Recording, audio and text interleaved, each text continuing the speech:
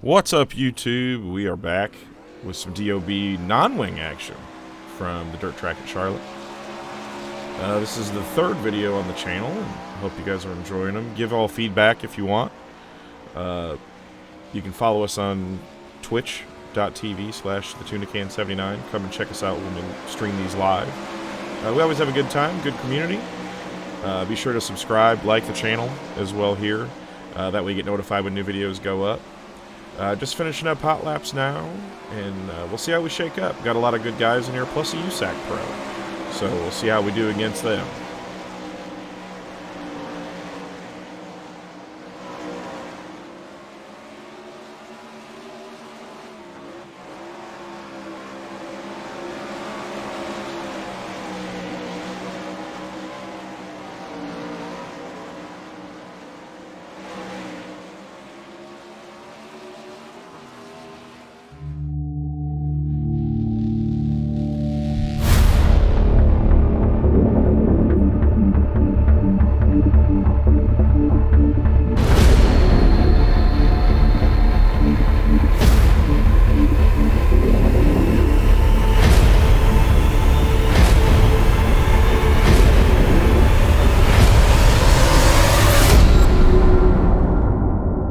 And just like that, it's time to sit back, relax, and enjoy, because, ladies and gentlemen, this is what you saved your lunch money for!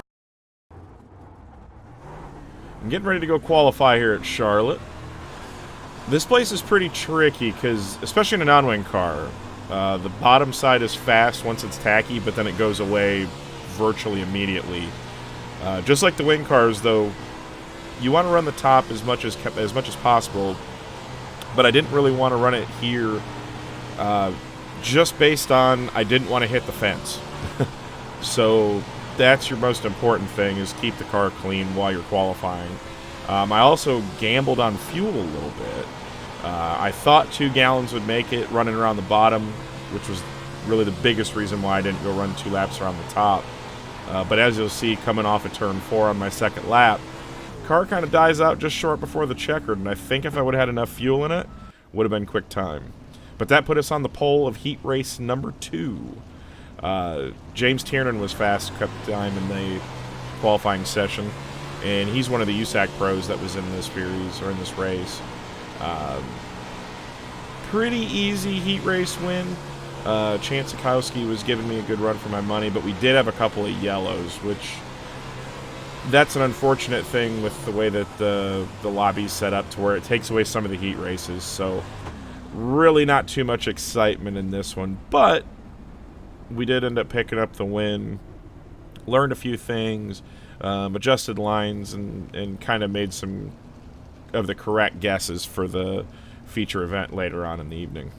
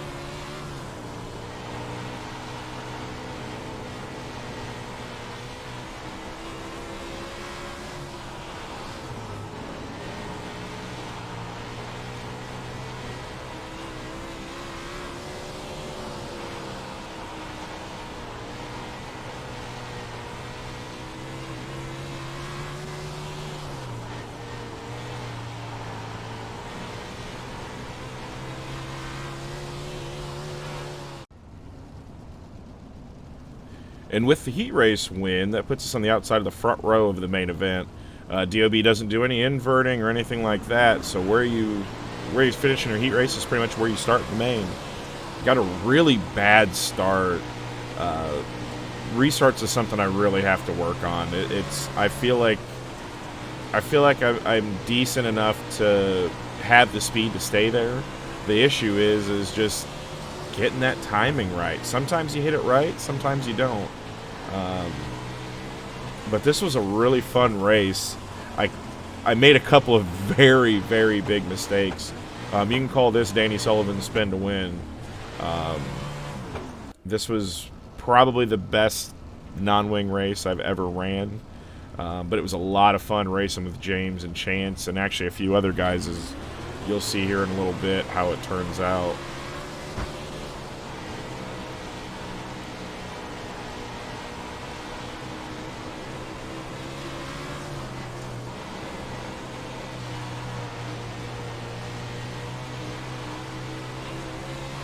The fun thing about racing with Tiernan is he always drives you extremely hard. He's a teammate of mine, USAC Pro. He ran 5th in the Pro Series.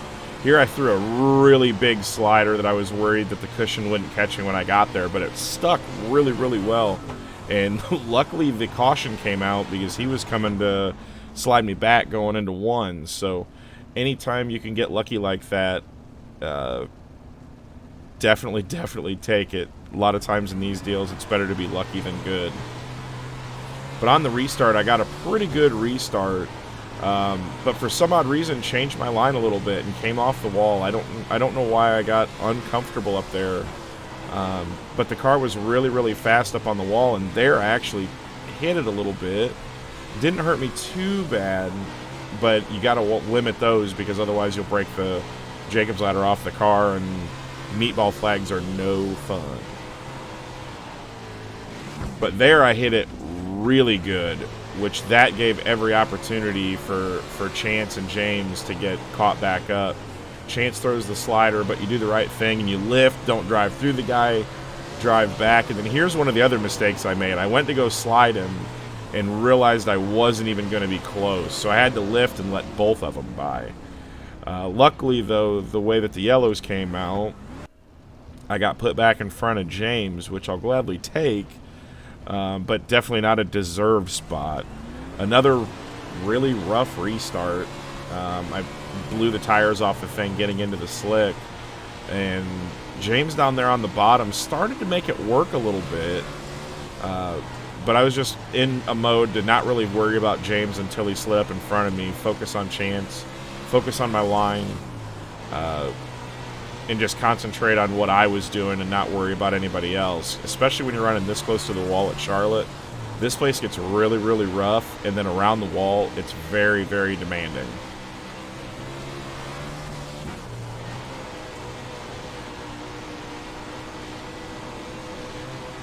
But you can see there, I got picked up back with Chance based on running the cushion. And there I threw another slider, but had to lift and check up quite a bit in order to keep from running into the side of him. Another slider that it just takes so long to run those deep sliders that it gives the guy on the top such a big run. And then here came James. James slid up a little bit, but here is the absolute biggest mistake I've made. I came in way, way wrong, stuck it in the fence, spun it out. Yellow never came out, so I had to kind of gas it up and reconcentrate on what I was doing. Mike Keegan and Stoudinger got by me, so started to kind of have to get back to work. Sliding Keegan going into 1 was pretty good, not too sketchy. Then it was just time to get to work and go back and try to catch Stoudinger. I knew I was faster than these guys, just had to stay patient and had to stay calm and hit my marks. Because, I mean, as you can see there, we're right against the wall. So I've already hit it once. One more big one like that, and I was toast.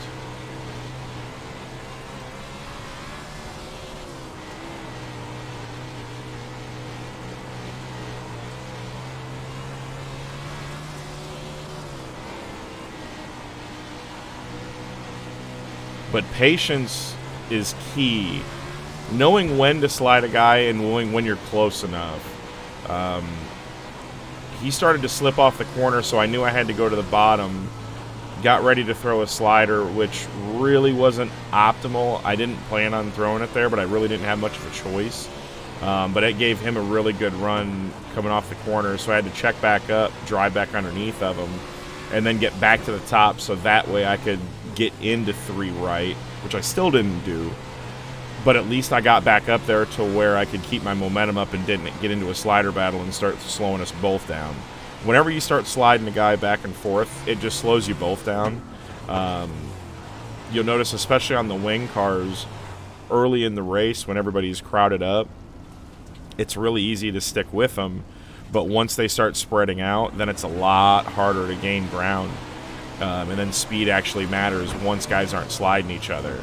But put back into 3rd for the last restart, or one of the last restarts, I should say. Right behind Chance. He started going to the bottom, and I'm not sure if he was just trying to search or if he just didn't stay comfortable up on the top.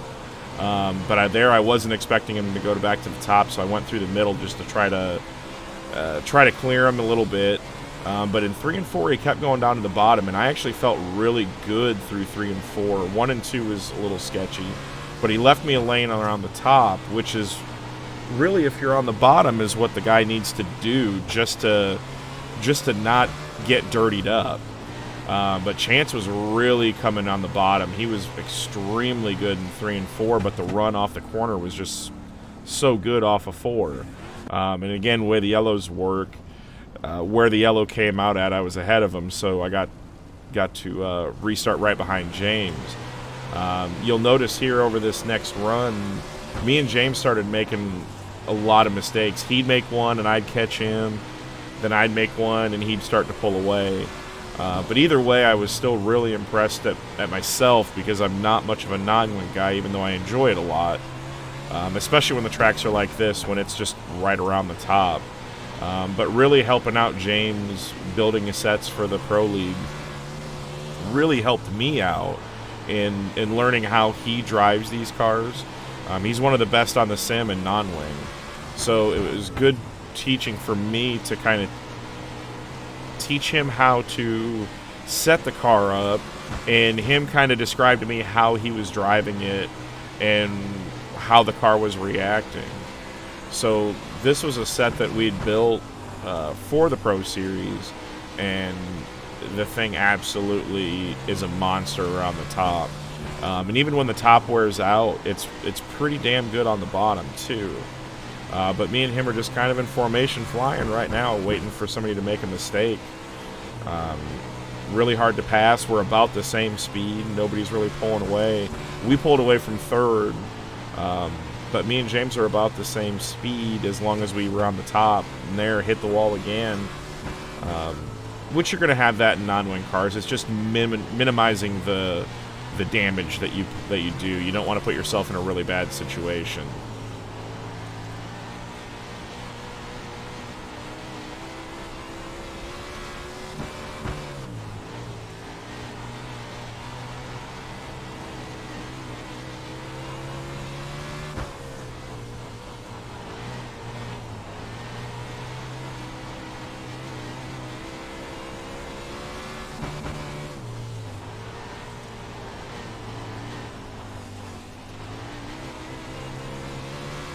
Over the last couple laps, James pulled away by a bunch. I started overdriving the car and not really trusting it. And once I slowed myself back down to where I could focus on my line and just not worry about him and not worry about trying to catch him, focus on my line, focus on my driving, and then the car will take care of the work, which it started to do. He made a couple mistakes where he got into the fence a little bit, but you're going to have that when the track's up by the wall, but you've got to be there to maximize them and not do the same thing. But we made up half the ground right there. So the car was still really good at this point. I did make a couple shock adjustments during this run, taking a little bit of tie down out, which will tighten the car up coming off the corner, allowing it to roll over on the right rear, which when it's buried in the cushion like that is what you need. But that had to change my driving a little bit because you could see it starting to get tight there in the center. So Just got to keep after it, keep digging, and keep running your line, and then trust the car that it's going to do what you want to do.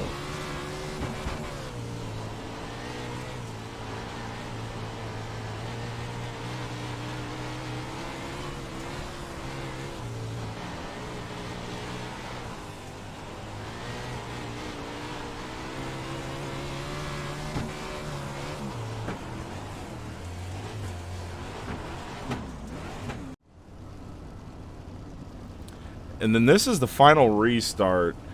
Starting behind James, it's always tough. But I got a relatively decent start, much better than I had been. I got in a little bit in the slick, so that made him pull away a little bit. But I felt like I had the speed, and if he made a mistake, I could be there to capitalize on it. We're coming to the white flag right now. These were 35-lap races, and I knew the only way that I was going to beat him at this point was if he made a mistake. And right here, he gets into the fence and had to slow him up, and I knew I had to go throw a slider. But through the slick, I had to slow up so much to where I wouldn't hit the fence. He drove back by, but with the photo finish, we ended up winning by like 0.021 seconds. Super fun race. Not often you get to be at a pro guy in a feature, especially on something that's kind of his bread and butter like that. I don't have a lot of experience in the non-wing cars. I think we're going to try to do the Pro Series next year.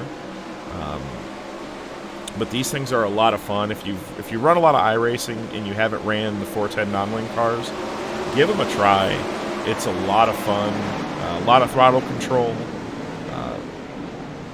It's just more of a driver game than what the wing cars are, I think. But they're a ton of fun to drive. But here you can watch the feature in entirety from the look of the grandstands. So you can see us how close we were getting to the wall. Pinpoint all the mistakes that I made through the feature. But it was a lot of fun. A lot of fun racing with James and Chase and everybody else. Wish Peyton wouldn't have got into trouble early, because he's always usually really fast in these places too. So I hope you guys enjoyed this video. Be sure to like, follow, subscribe, and check us out on Twitch sometime. Monday usually through Thursday, right around 8 o'clock Eastern. And you can find us on Twitch at twitch.tv/thetunacan79. And I hope you guys enjoy it, and make sure you come watch us live. Tell us you came from YouTube. So you guys have a good evening, morning, afternoon, whenever you're watching this, and we will see you next time. Peace out, guys.